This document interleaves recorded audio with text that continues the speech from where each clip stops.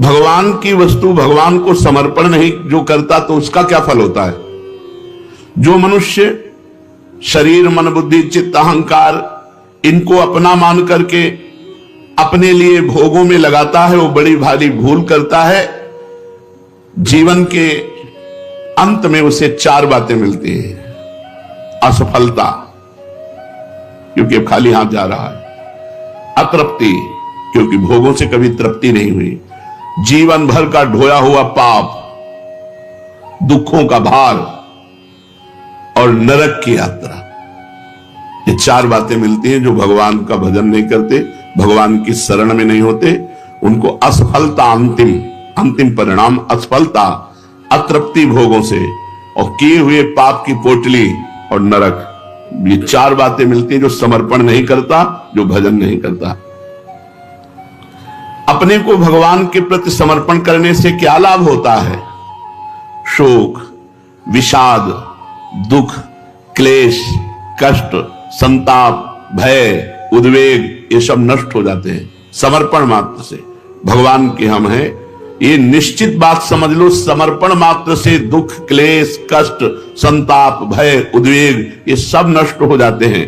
आनंद घन भगवान के आश्रय में उस जीव को नित्य परमानंद की प्राप्ति होती है। और कैसा भी हो, अंत में भगवत परम पद। समर्पण का फल अंत में भगवत परम पद। जीवन भर कष्ट, क्लेश, उद्वेग, अशांति उसे छू नहीं सकती जो भगवान का शरणागत है। समर्पण की बात मन में क्यों नहीं आती? क्योंकि सत्संग नहीं मिला।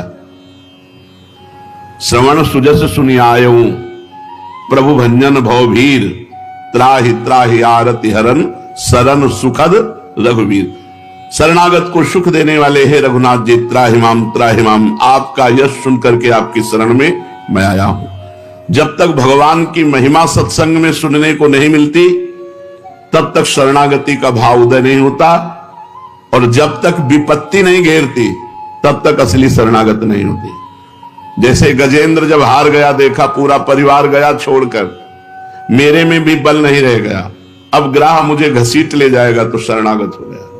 जब द्रौपदी ने देखा कि पूरी सभा पांडव भी कोई साथ नहीं दे रहे, मेरी भुजाएं थकित हो गई, अब मैं दांत से भी नहीं पकड़ सकती, तो हा गोविंद द्वारिकावासिन। जीव शरणागत तब होता है जब या तो भगवान का सुयस सुनने को मिले सत्संग में तो शरणागत हो गया, या भारी विपत्ति घेर ली और कोई बल नहीं रह गया तो सुनेरी मैंने निर्बल के बलराम। जिसका कोई बल नहीं वो भगवान के आश्रित, भगवान के समर्पण। समर्पण में मुख्य बाधा क्या है? अपने को योग्य समझना।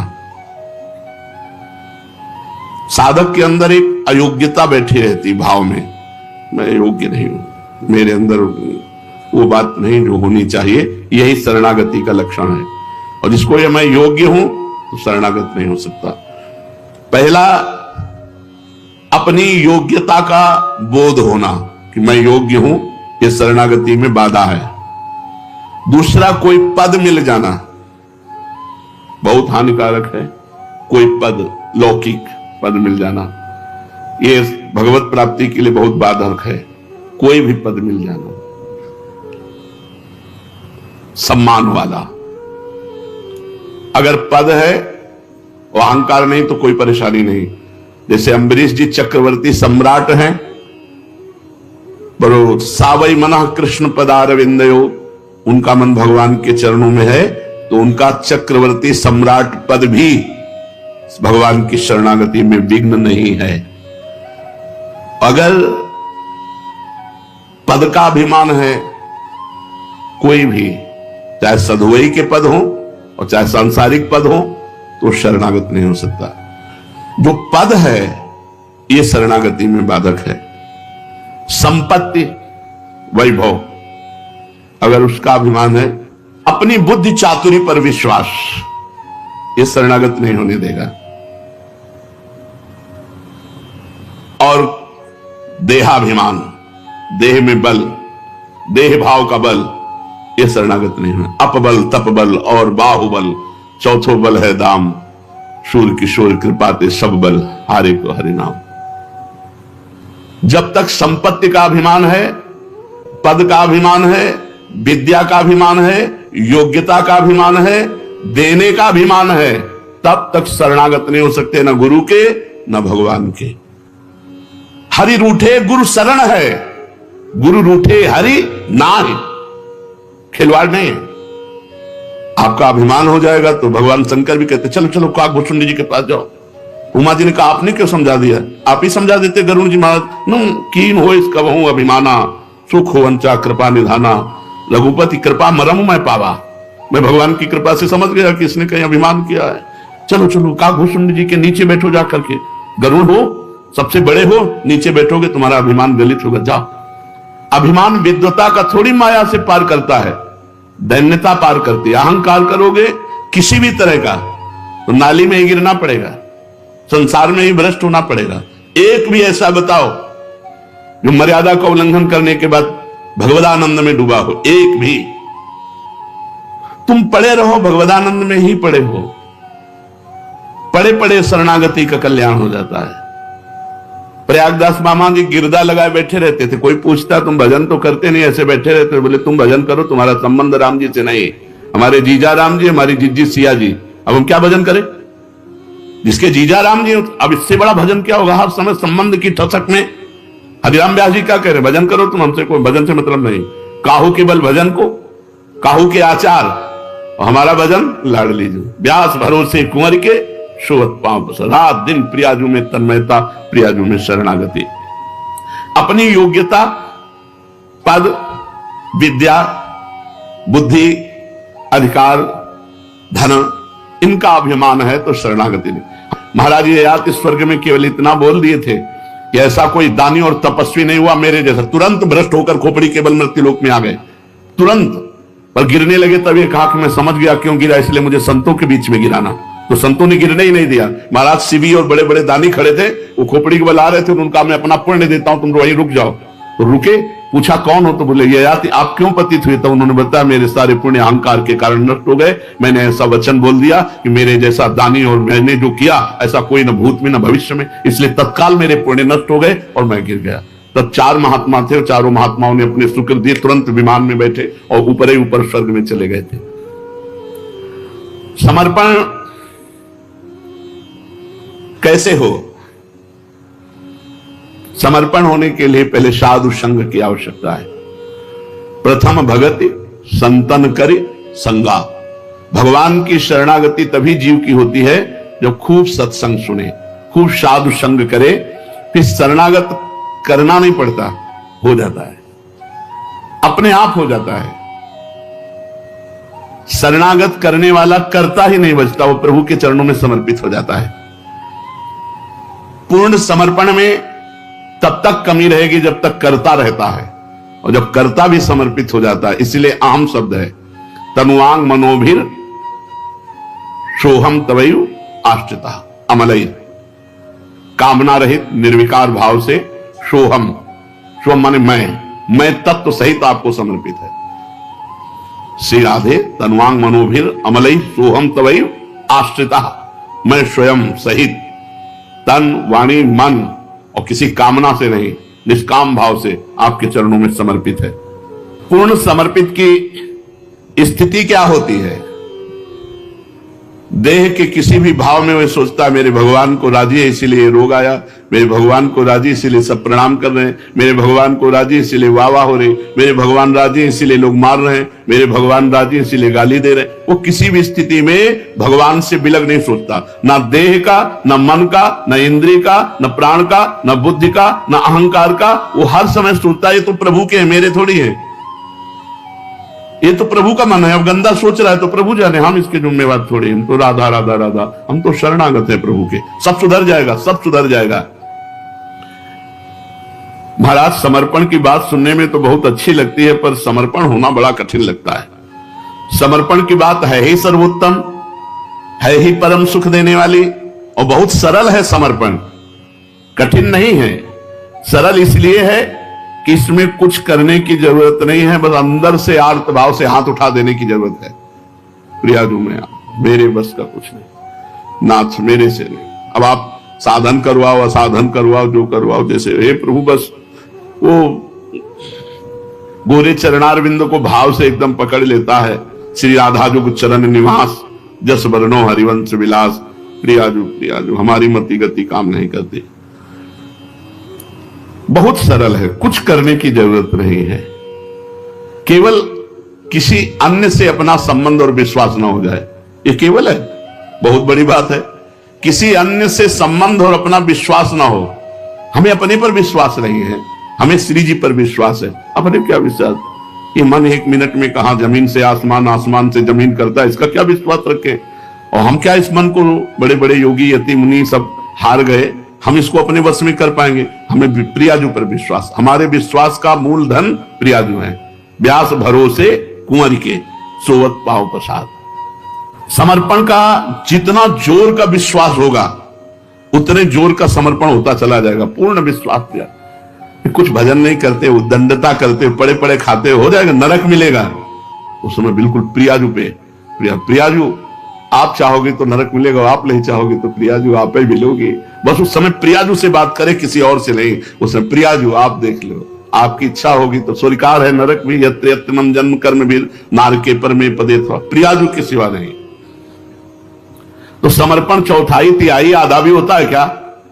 हां, पूर्ण समर्पण होने के पहले आधा तिहाई चौथाई होता है।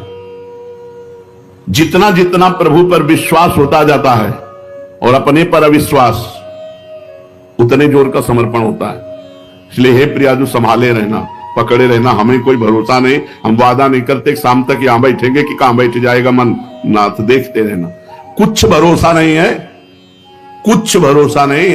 अभी कह रहा है राधा राधा, थोड़ी देर में चाट पकौड़ी चिंतन करेगा, थोड़ी देर में संसार चिंतन करेगा। इसका कोई भरोसा नहीं। ये उड़ती हुई चिड़िया है, कब कहां बैठ जाए कोई भरोसा नहीं। भरोसा है प्रियाजू का, हमारे साधन का भी भरोसा नहीं। भरोसा है प्रियाजू। एक अपराध बन जाए, सब साधन चौपट हो जाए, भरोसा प्रियाजू का है। जब जितना विश्वास बढ़ता जाता है उतना ही समर्पण होता चला जाता है। विश्वास की कमी, अधूरा समर्पण।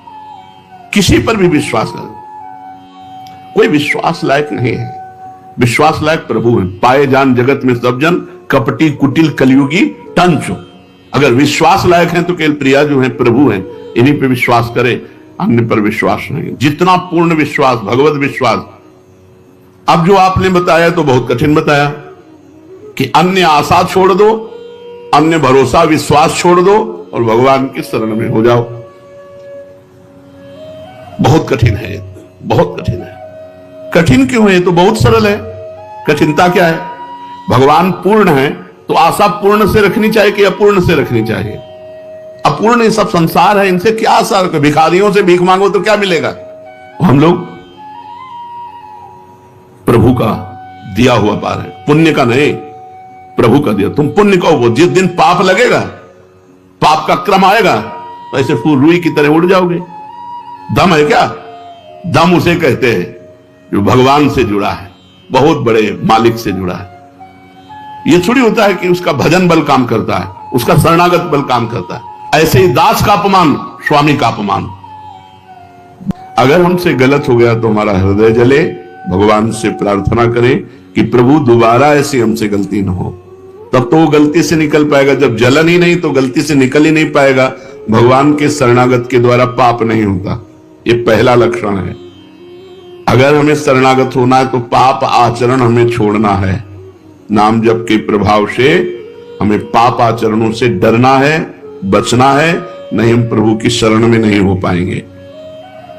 दूसरा, भगवान के प्रतिकूल समस्त कार्यों और भावों का तन मन वचन से सर्वथा त्याग कर देना। पहला है भगवान के अनुकूल आचरण करना, और दूसरा है भगवान के प्रतिकूल जितने आचरण हैं, तन से, मन से, वचन से, कर्म से, उनका त्याग कर देना। तीसरा, एकमात्र भगवान में दृढ़ विश्वास। जो कुछ होगा सब प्रभु से होगा, प्रियाजू से होगा, पूर्ण विश्वास। चौथा, भगवान ही हमारे रक्षक हैं, किसी और का सहारा ना ले।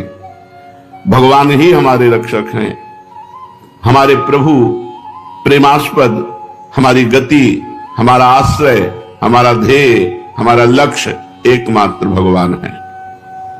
भगवान ही एकमात्र हमारे रक्षक हैं, वही हमारी गति है, वही हमारा आश्रय है, वही हमारा ध्येय है। ध्येय जिनका ध्यान किया जाता है वही हमारा लक्ष्य है, दूसरा कोई नहीं, एकमात्र प्रभु। पांचवा, जो कुछ भी सोचे बोले करें वो केवल भगवान के लिए करें। सोचे तो भगवान के लिए सोचें, करें तो भगवान के लिए करें, बोले तो भगवान के लिए बोले। शरणागति। सब कार्य करते हुए भजन साधना अपना कोई पुरुषार्थ न माने, ये भगवान की कृपा शक्ति से हो रहा है ऐसा अनुभव करे।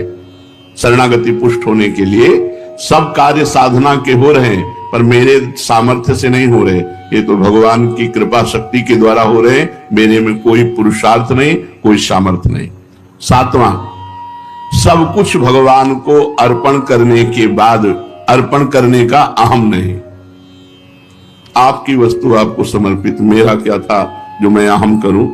सब कुछ समर्पित होने के बाद समर्पण का अहंकार नहीं, मैंने भगवान को सब समर्पित, मेरा क्या था उन्हीं का तो था। मन वही बने हैं, बुद्धि वही बने, चित्त वही, अहम वही, तन मन धन सब उन्हीं का। मेरा क्या, मेरा भ्रम था, मेरा वो मिट गया उनकी कृपा से। ये उपरोक्त जो आपने 7 साधन बताए, तो शरणागति का ये साधन ठीक ठीक चल रहा है, इसका हम कैसे पता लगाएं कि हमारी शरणागति ठीक ठीक से हो रही है? 4 बातें। पहली बात, भगवान का परम प्रेम के साथ चिंतन और उस चिंतन में डूबना। जब आपकी शरणागति हो जाएगी तो ये लक्षण 4 प्रकट होंगे। भगवान के नाम का, रूप का, लीला का, गुण का परम प्रेम के साथ चिंतन और उसमें डूबना, आनंदित होना। नाम चल रहा है तो उसी को सुन रहे हैं, उसी को देख रहे हैं, उसी में डूब रहे हैं, शरणागति आपकी पुष्ट हो रही है। दूसरा, कार्य करते समय ये मैं प्रभु के लिए कर रहा हूं, कार्य समाप्ति के बाद प्रभु को समर्पित कर रहे हैं। तीसरा, चाहे सुख मिले या दुख, लाभ मिले या हानि, हमारी मस्ती में कोई फर्क नहीं पड़ेगा। यदि हम शरणागत हैं तो चाहे सुख मिले चाहे दुख, चाहे लाभ मिले चाहे हानि, हम मस्त रहें, राधा राधा राधा राधा। चौथा, हमारे अंदर की कामनाएं नष्ट हो रही हैं। जब शरणागति पुष्ट होगी तो 4 लक्षण प्रकट होंगे। भगवान के नाम का, रूप का, लीला का, गुण का चिंतन और उसी के आनंद में डूबना, भगवान के अनुकूल ही सारे कार्य करते हुए भगवान को समर्पित करना और भगवान के प्रत्येक विधान में राजी रहना, चाहे सुख मिले चाहे दुख, चाहे मान मिले चाहे अपमान, चाहे हानि मिले चाहे लाभ। और चौथा, हमारे अंदर कामनाएं नष्ट हो रही हैं, अब बढ़ नहीं रही, धीरे धीरे मन शांत हो रहा है। इस अवस्था में परम शांति, शाश्वत शांति मिलने लगती है जब शरणागति पुष्ट हो जाती है।